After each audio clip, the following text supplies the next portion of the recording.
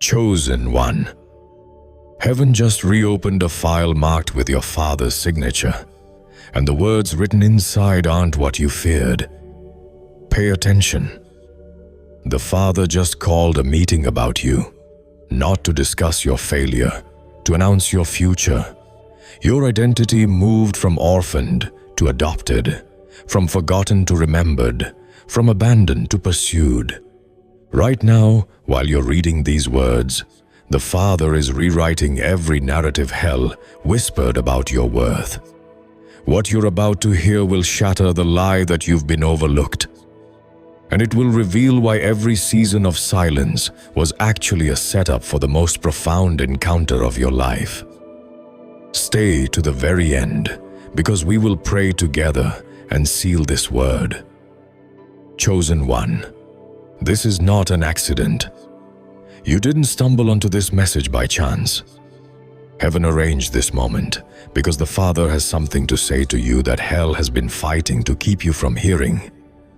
For too long you've carried a weight that wasn't yours to carry, a belief that you were forgotten, that your prayers went unheard, that your Father turned his face away. But that's not truth. That's trauma disguised as theology. Here's what God is saying right now. I have never forgotten you, not for a second, not for a breath. Your name is engraved on the palms of my hands. Isaiah 49:16 says, "See, I have engraved you on the palms of my hands. You're not a forgotten child. You're a marked one, and the mark isn't rejection."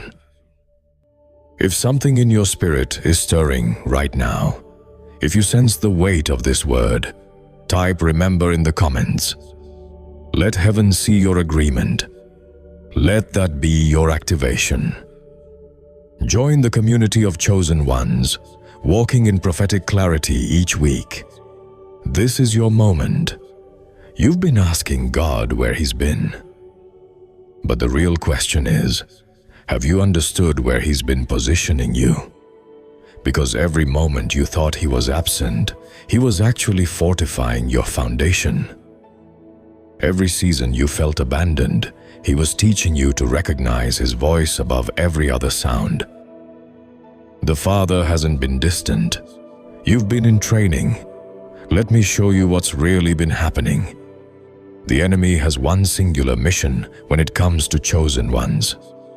Attack the identity and the assignment crumbles. If hell can convince you that you're fatherless, you'll never walk in the authority of a son or daughter. If the accuser can make you believe you're forgotten, you'll live beneath the inheritance that's already yours. This is why 1 Peter 5:8 warns, "Be alert and of sober mind." Notice it doesn't say he's a lion. He roars like one. He mimics authority he doesn't possess, and his favorite roar, "Your Father doesn't care. You're on your own." That's not truth. That's intimidation. And you've been believing a lie that was designed to keep you small. But here's what hell didn't account for. You're still standing despite every accusation, despite every season of silence, despite every moment you questioned if you were truly chosen. You didn't quit. You didn't walk away. And that endurance just triggered a heavenly response. Because God doesn't waste the wilderness, He uses it to expose what's in you. And what's in you is unshakable faith that refuses to let go even when you can't see His hand. Ephesians 6:12 reminds us, "For our struggle is not against flesh and blood, but against the rulers, against the authorities, against the powers of this dark world, and against the spiritual forces of evil in the heavenly realms." This battle over your identity isn't random, it's strategic.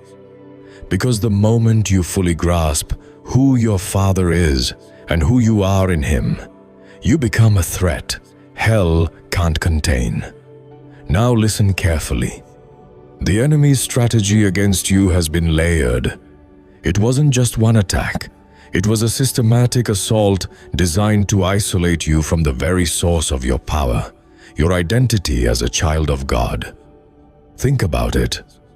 When did the feelings of abandonment intensify?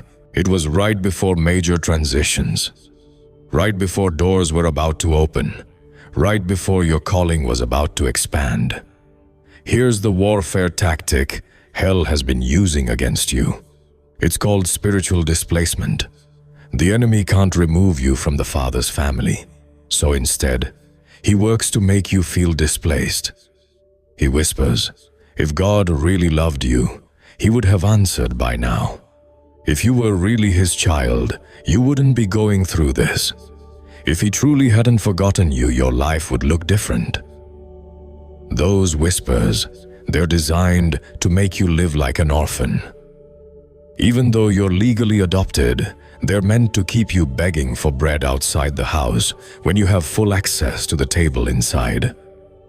This is why Revelation 12:10 calls Satan the accuser of our brothers and sisters, who accuses them before our God day and night.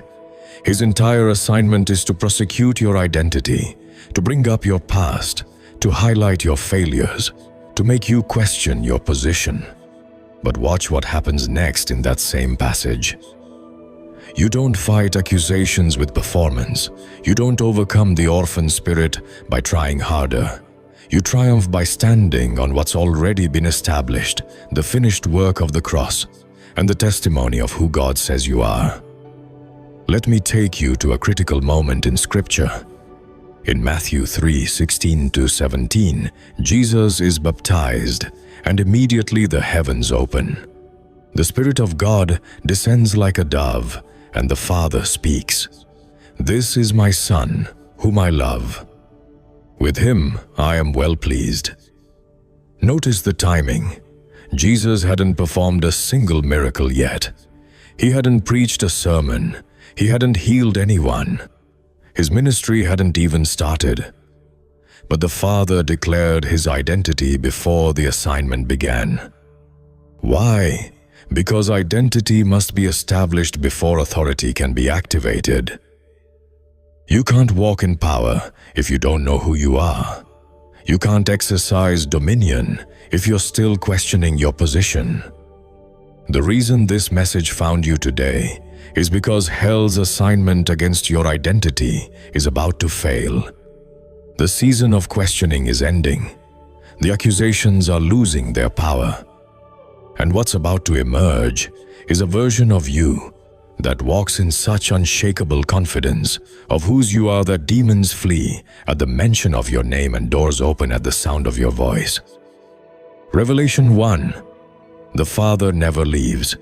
You're learning to recognize his presence. Here's what most believers miss.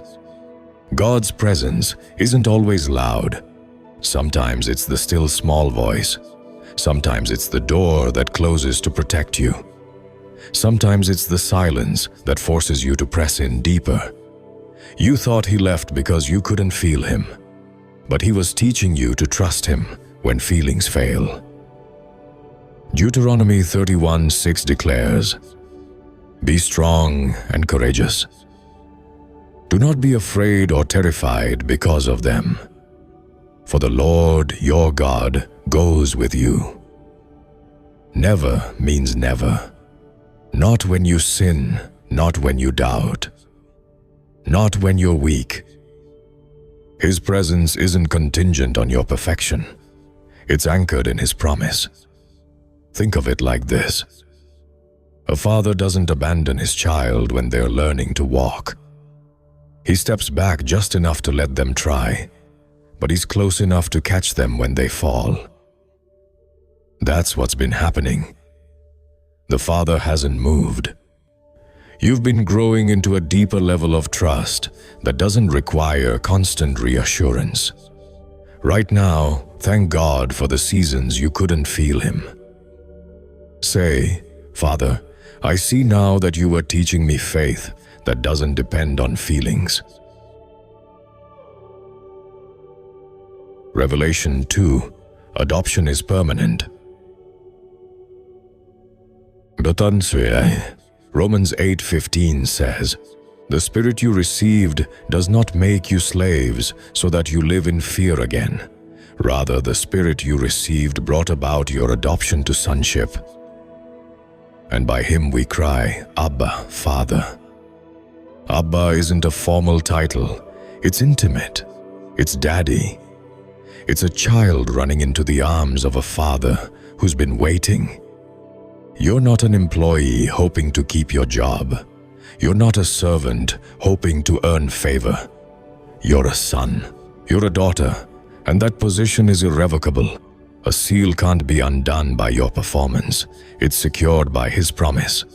Hell wants you to believe your adoption is conditional. That one mistake will disqualify you. That one season of doubt will revoke your sonship.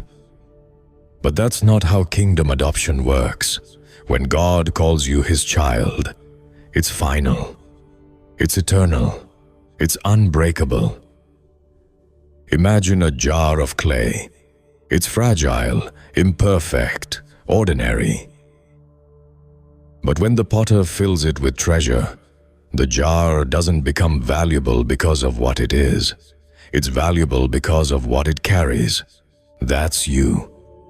2 Corinthians chapter 4:7 says, "But we have this treasure in jars of clay to show that this all-surpassing power is from God and not from us." You carry his Spirit. And that makes you priceless. Declare out loud, "I am adopted. I am sealed. I am a son, daughter of the Most High God." Revelation 3. Your tears are recorded. Not one has been wasted. Psalm 56:8 says, "You keep track of all my sorrows. You have collected all my tears in your bottle. You have recorded each one in your book. Every tear you cried in secret, recorded. Every night you begged for answers, heard. Every moment you felt invisible, seen. Your Father isn't distant. He's documenting. He's not ignoring your pain. He's preparing your promotion. Because every tear is evidence of endurance. Every season of sorrow is preparation for a testimony. You've been weeping in secret, but you're about to rejoice in public. Here's the prophetic word. What you've been crying over is about to become what you're celebrated for. The very thing that broke you is going to be the platform that elevates you. The story you wanted to hide will be the message that sets others free. Joseph wept in prison, but he reigned in a palace. David wept in caves, but he ruled from a throne. Jesus wept in Gethsemane, but he rose with all authority. Your tears aren't the end of your story. They're the setup for your comeback. Write down one thing you've been crying over, then right next to it, "God is turning this into my testimony." Revelation 4, the Father is reintroducing himself to you. Encounter is coming. You've known about God, but you're about to encounter him. There's a difference. Knowing about him is theology. Encountering him is transformation. And heaven is orchestrating a divine collision between your doubt and his presence that will redefine everything you thought you understood. Job spent chapters questioning God, wrestling with pain, demanding answers. But when God showed up, every question became irrelevant. One encounter silenced every doubt. That's what's coming for you. You're about to step into a moment where his presence becomes so undeniable that every lie you believed about being forgotten will shatter. You'll stop needing validation from people because you'll have encountered the one whose opinion is the only one that matters. And here's the key. Encounter births authority. Moses encountered God at the burning bush and walked out with power to confront Pharaoh. Isaiah encountered God in the temple and became a prophetic voice to nations. Paul encountered Jesus on the Damascus Road and shifted the trajectory of Christianity. When you encounter the Father, you don't just receive comfort, you receive assignment. Pray this now. Father, I ask for an encounter that changes me. Let me see you, hear you, and know you in a way I never have before. Revelation 5. Your obedience in silence unlocked this moment. This is your reward. You've been faithful when no one was watching. You worshipped when nothing moved. You prayed when heaven seemed silent. And every act of obedience was logged in heaven's ledger. Hebrews 6:10 says, God is not unjust. Your breakthrough isn't random. It's the harvest of seeds you planted in secret. You sowed tears. You're about to reap joy. You sowed faithfulness. You're about to reap favor. You sowed trust. You're about to reap triumph.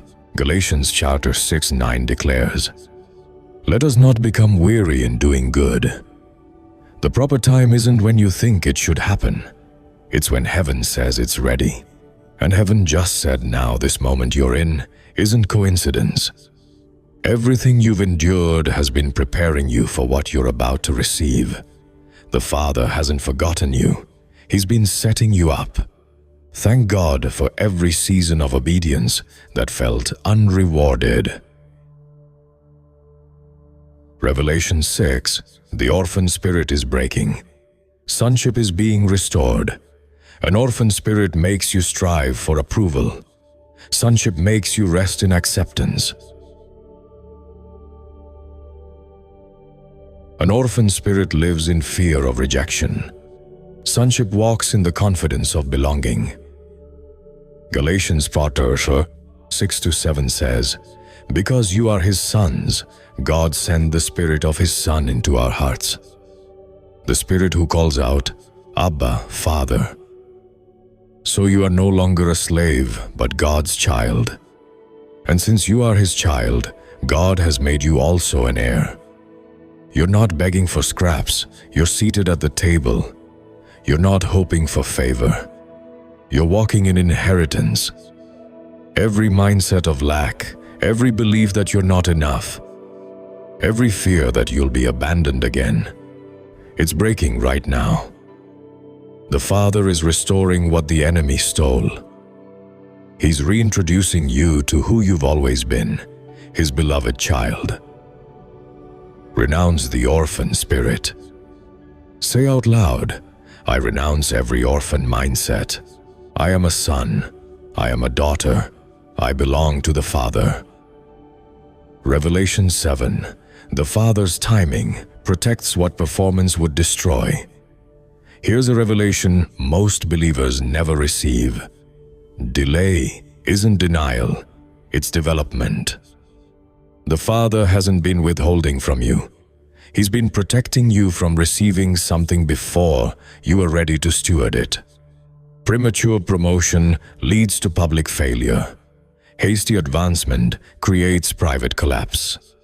But when the Father's timing aligns with heaven's purpose, what you receive, you can sustain. Ecclesiastes 3:1 says, there is a time for everything and a season for every activity under the heavens. Notice it doesn't say there's a time for some things. It says everything. That includes your breakthrough. That includes your restoration. That includes the moment when the Father publicly declares over you what he's been privately preparing in you. Think about Abraham. God promised him a son. But 25 years passed before Isaac was born. 25 years of waiting. 25 years of wondering if God forgot his promise. But here's what Abraham didn't understand in the early years.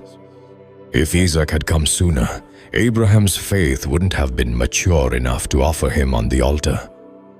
The delay wasn't punishment. It was preparation for a level of obedience that would redefine covenant. The same is true for you. What you've been waiting for requires a version of you that didn't exist 3 years ago. It demands a faith that can't be shaken. It necessitates a trust that doesn't need evidence. And every season you thought was wasted was actually refining the gold inside you, burning away the impurities of self-reliance, stripping away the need for human validation, preparing you to carry what only mature sons and daughters can steward. Habakkuk 2:3 declares, "For the revelation awaits an appointed time. It speaks of the end and will not prove false. Though it linger, wait for it. It will certainly come and will not delay." Did you catch that? It will not delay. From heaven's perspective, nothing is late. Everything is precisely on time. The Father's watch doesn't run on your schedule. It runs on divine strategy. Release every timeline you've been holding. Pray. Father, I surrender my timeline to yours.